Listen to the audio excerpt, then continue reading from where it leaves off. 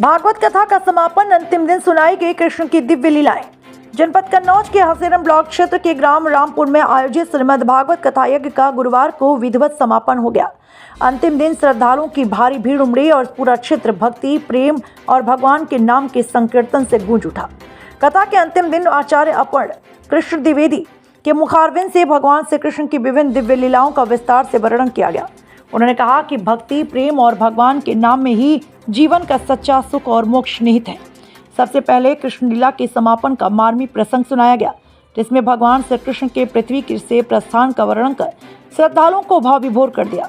इसके बाद भागवत महात्म्य के अंतर्गत कथा सुनने के महत्व और उसके फल का विस्तार से वर्णन किया।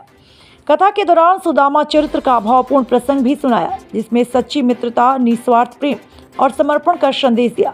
इसके साथ ही मोक्ष मुक्ति की कथा के माध्यम से बताया कि भगवान के स्मरण और भक्ति से ही जीवन का कल्याण संभव है। अंत में विधि विधान से पूर्णाहुति संपन्न कराई, जिसमें श्रद्धालुओं ने आहुति देकर पूर्ण लाभ प्राप्त किया।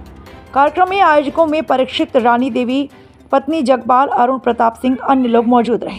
आयोजकों ने बताया कि कथा के उपलक्ष्य में शुक्रवार को विशाल भंडारे का आयोजन किया जाएगा, जिसमें क्षेत्र के सभी श्रद्धालुओं को आमंत्रित किया गया है। रहनी चाहिए जो खाने और खिलाने दोनों में माहिर हो। और एक बात मैं और क्लियर कर दूं कि जो व्यक्ति जितना अच्छा खाता है वह उतना अच्छा ही खिलाता है। और जो आदमी खुद नमक रोटी खाता हो और तुम और पहुंच जाओ तो तुम्हारे लिए चटनी और बट देगा पाव। तो यदि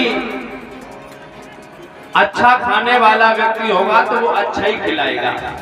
भीम खाने में माहिर। अच्छा, एक बात और है, कोई आदमी अगर एक बार में 10 रोटी खाता हो और उसके बगल में बैठ के कोई 4 रोटी खाए तो उसको ये लगेगा कि ये जीता कैसे है। यहाँ तो 10 रोटी खाने के बाद भी भूखा रह जाता और इसका 4 ही में काम चल रहा है। इसका मतलब वो ये चाहता है कि ये भी कम से कम 8 तो खाए। भीम ज्यादा खाते हैं, इसलिए भीम ज्यादा खिलाना भी चाहते हैं, इसलिए भोजन